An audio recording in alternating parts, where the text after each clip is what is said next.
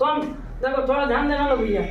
तो इसमें general molecular formula का देखेंगे एल्डिहाइड ना सॉरी एस्टर का यदि जनरल मॉलिक्यूलर फार्मूला यानी सामान्य सूत्र देखिएगा बाबू, तो एस्टर का सामान्य सूत्र इतना होता है जिसमें n ग्रेटर देन इक्वालिटी आप कम से कम n 2 रख सकते हैं। यानी आप यूं कह सकते हैं बाबू n 2 के बराबर हो सकता है या 2 से बड़ा होगा। n ग्रेटर देन n बराबर 2, 3 भी रख सकते हैं, 4 भी रख सकते हैं, may be dot dot dot dot so on.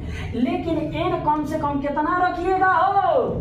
अरे बोलो ना जी, 2 सर। n कम से कम कितना रखिएगा बता? 2 रखिएगा। ये 2 आपका प्रथम ये ससुरा बताएगा प्रथम सदस्य। कौन सदस्य? प्रथम सदस्य प्रथम सदस्य 2 क्या बताएगा बाबू?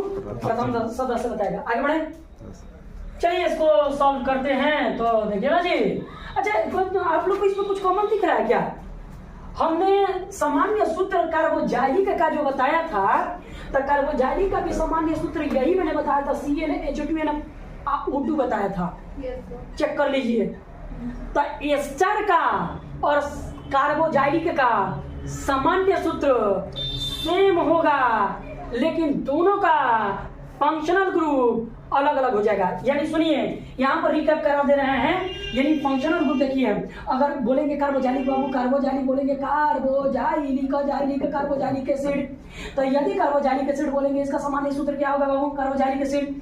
और कार्बोजाइलिक एसिड बोले और साथ साथ एस्टर बोले बाबू, एस्टर इन दोनों का सामान्य सूत्र होगा CnH2n। अब प्लस में 2 हो जाएगा, और यहाँ पर प्लस में 2 नहीं, सॉरी प्लस में 2 नहीं होगा बल्कि CnH2n, और यहाँ पर क्या हो जाएगा? O2 हो जाएगा। एस्टर के लिए भी सामान्य सूत्र यही होगा, कार्बोजाइलिक एसिड के लिए भी सामान्य सूत्र यही होगा, लेकिन कार्बोजाइलिक के लिए फंक्शनल ग्रुप COOH हो जाएगा। ये कार्बोजाइलिक को निर्धारित करेगा। लेकिन एस्टर के लिए क्या हो जाएगा? C++OO। हेने की ओर आपका कहीं ना कहीं कुछ ना कुछ होगा, हेने की ओर कुछ ना कुछ होगा। COO को कहा जाता है क्या? इतना को एस्टर कहते हैं, और इतना को क्या कहेंगे? इतना को एस्टर कहते हैं, इतना को कार्बोजाइलिक कहते हैं। ये सब चलिए समझ आ रहा है? तो ये फंक्शनल ग्रुप अलग अलग हो जाएगा। ये एस्टर बताएगा ये आपका। अब सुनिए बाबू, एस्टर में ना एक R रहता है, इधर R और एक H हो सकता है, मे भी H हो सकता है, जिसे मैंने यहाँ पर दिया है। H कब होगा, कैसे होगा, क्यों दिया होगा? क्यों दिया बोलेंगे? अब ये बताते हैं HD में देखना है। तो यहाँ पर n बराबर क्या लेंगे बाबू? प्लस 1 2 कितना लेंगे? 2 सूत्र समाप्त यार। n बराबर 2 ले लेंगे, तो देखना कितना हो जाएगा? Cn हो जाएगा H2, n हो जाएगा O2 हो जाएगा ना बाबू? चलो इसको सॉल्व करते हैं। C n के रेफरेंस में 2 रखेंगे, 2 रखो तो कितना हो जाएगा? C जहाँ n वहाँ 2 रखेंगे, 2 रखेंगे, और H 2 तो 2 ठीक है, n बराबर 2 हो जाएगा, O2 तो O2 हो जाएगा। आगे बढ़ो, C2 हो जाएगा, और H कितना हो जाएगा? 2 तो 4 हो जाएगा, और O2 तो O2। Yes no? ठीक है। एस्टर के बारे में क्या कहते हैं? यही एस्टर है, ये उत्तरदायित्व है एस्टर के लिए। COO को कहेंगे एस्टर, पहले इतना को इसको कहेंगे फूलन देवी इसमें कौन है? COO। फूलन देवी कौन है? COO। तो ये सर कहने पर बोलता है लोग ये सर, बुढ़वा जाहिर को कहेंगे कहना लोग ये सर, यस सर जाहिर क्या देखो ये ना ऐसा फूलन देवी दिखा दिए जना, ये हो गया ना है। अब बाकी इधर डैश कर देंगे, इधर डैश कर देंगे, जैसे ना कार्बन की वैलेंसी संतुष्ट है, क्योंकि कार्बन की संयोजकता 4 होती है। 1 हो गया, 2 हो गया, 3 हो गया, 4 हो गया। ठीक है ना बेटा? अब देखो, अब यहाँ पर कार्बन की संख्या जोड़ सकते हैं ना भाई बाबू? जोड़ कार्बन ऑक्सीजन में लेकर दिया। अब यहाँ पर कार्बन की संख्या, कार्बन कब है इसमें? कार्बन 2 है, एक तो कार्बन ऑलरेडी दिखा दिए हैं, और एक और कार्बन है, तो यहाँ पर देख कोई दिक्कत नहीं। चलिए अब हाइड्रोजन पुट कर दिया जाए। चलिए यहाँ पर देखा जाए बाबू, यहाँ पर ये कार्बनों पर एक वैलेंसी ऑलरेडी है, कब फसल है इससे? कब हाइड्रोजन फसल है? 3 गो। ठीक है। चलिए ये कार्बन है, इसकी संयोजकता 1 2 3। ठीक है। एक यहाँ पर कार्बन तो लगा नहीं सकते क्योंकि कार्बन 2 है, क्योंकि एक कार्बन ऑलरेडी है, एक कार्बन ऑलरेडी है, तो एक हम क्या कर देंगे, एक हाइड्रोजन कर देंगे, यस नो, यस नो कर देंगे। तो आप चेक कर लीजिए 2 कार्बन तो एगो आएगो 2 कार्बन, 4 हाइड्रोजन तो 3 आएगो 4 हाइड्रोजन और 2 ऑक्सीजन तो 2 कार्बन, यस नो। इतना को हम कहेंगे बाबू एस्टर कहेंगे, इसको क्या कहेंगे बाबू, एस्टर कहेंगे, कह देंगे इसको, बोलिए ना जी।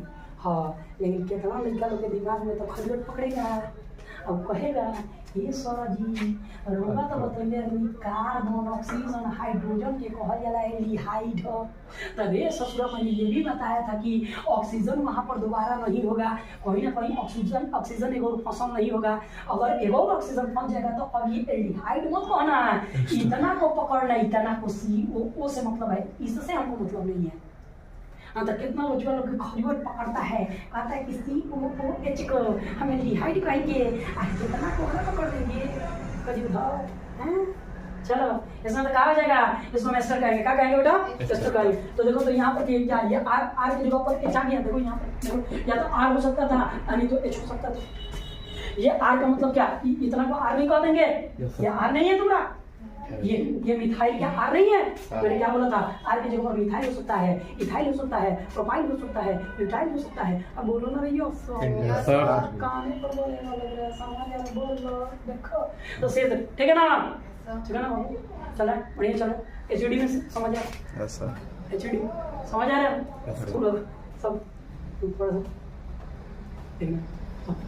तो इसको बोलेंगे बाबू एस्टर बोलेंगे, इसको क्या बोलेंगे, एस्टर बोलेंगे। और जब ये फॉर्मूला को फॉलो कर लेंगे, यहाँ पर H हो गया और यहाँ पर C3। अब इसका नाम कैसे लिखेंगे, नाम होता है ना भैया लिखने के लिए, नाम होता है ना, तो ये एक समजात श्रेणी का प्रथम सदस्य है, इसको हम नाम में कन्वर्ट कर सकते हैं, लेकिन नाम अभी एस्टर नहीं बोलेंगे। सुन, हेतना को अलग कह देना मिथाइल, इसना को क्या कहेंगे बाबू, मिथाइल कह देंगे, पहले मिथाइल बोल देंगे, और इतना को कह देंगे एस्टर, इतना को कह देंगे एस्टर, तो मिथाइल एस्टर कह सकते हैं।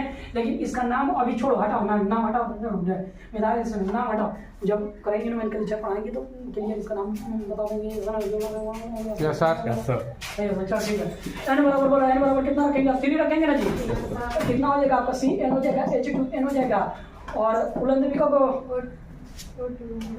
हाँ सी नंबर कितना हो जाएगा, 3 नंबर 3 हो जाएगा, H2 इंटू कितना हो जाएगा, 3 रख दें, O2 कर देंगे, तो C3 हो जाएगा, और H दोनों तरफ पड़ेगा, 3 के 6 और कितना हो जाएगा ऑक्सीजन, ठीक है। कार्बन, किन कार्बन, जब एक एस्टर के लिए उत्तरदायी कौन है, COO एस्टर कितना कहेंगे, इतना को केवल एस्टर कहेंगे, ऐसा ना, बाकी सेट करेंगे ये दोनों। चलो आ देखो, तो एस्टर में क्या हो जाएगा, C हो जाएगा, डबल बॉन्ड हो जाएगा, O हो जाएगा, इधर भी O कर देंगे, और इधर ऐसे विकल्प जो हमारा ऑप्शन दे देंगे। कार्बन की वैलेंसी चारों संतुलन अभी सब बताना पड़ेगा, ठीक है, ये चीज बोल बता दो। सुनो, कार्बन का होगा बेटा, कार्बन का होगा 3 बना, एक तो ऑलरेडी कार्बन का ऊपर लगा दिए हैं, कौन को लगेगा, 2 को लगेगा, ना जी, एगो इधर फंसा दो, ऐसा ना। और सुनो, बैलेंस से सेटिस्फाई करा दो, तो एक देखो इस कार्बन का बैलेंस 3 होता है ना जी, तो एक तो 4 होता है, कार्बन का बैलेंस 4 होता है, तो एक तो ऑलरेडी ये सब यूजता दिखा रहा है, ये बॉन्ड दिखा रहा है नहीं बाबू, तो 3 को हाइड्रोजन के साथ में फसल है, यहाँ एक कार्बन 3 हाइड्रोजन के साथ में फसल, ऐसा ना। चलो सेटिस्फाइड, देखो एस्टर है कि नहीं, क्या ये आ रहा है कि नहीं, क्या ये आ रहा है कि नहीं, सॉरी ये आ रहा है कि नहीं, आर सेटिस्फाइड है। 3 को कार्बन 1 2 3 3 को कार्बन, हाइड्रोजन 6 को, 3 को है हाइड्रोजन, 3 को 6 को, ऑक्सीजन 2 यहाँ, सॉरी ठीक है ना। तो इसको का हम समझात में बोल सकते हैं कि एस्टर का भी समझात बनता है, सारे एस्टर के सदस्य को यदि समान ला करके रखते हैं, प्रत्येक कार्बनिक यौगिक के एस्टर के सदस्य को चेक करते हैं कार्बनिक यौगिक, और उसका DU चेक करते हैं, और तो DU चेक करेंगे तो DU भी प्रत्येक सदस्य का समान आएगा। और DU के साथ साथ यदि हम कहीं ना कहीं इसका CH2 का अंतर निकालेंगे तो CH2 का अंतर होगा, है यूसुफ, और यहाँ पर या तो R कर देना, तो क्या कर देना, वृद्धि करके H, ठीक, चलिए देखा जाए प्रथम सदस्य क्या था, मैंने यहाँ पर आर नहीं लगा करके क्या लगाया था, एच लगाया था, ठीक है, एच लगाया था। तो यहाँ पर एच था, प्रथम सदस्य एच था, देख बाबू प्रथम सदस्य एच था, सी तो सी, डबल वन ओ तो ओ, आर बराबर मैंने सी एच 3 कर दिया था, ये सी, ये भी है।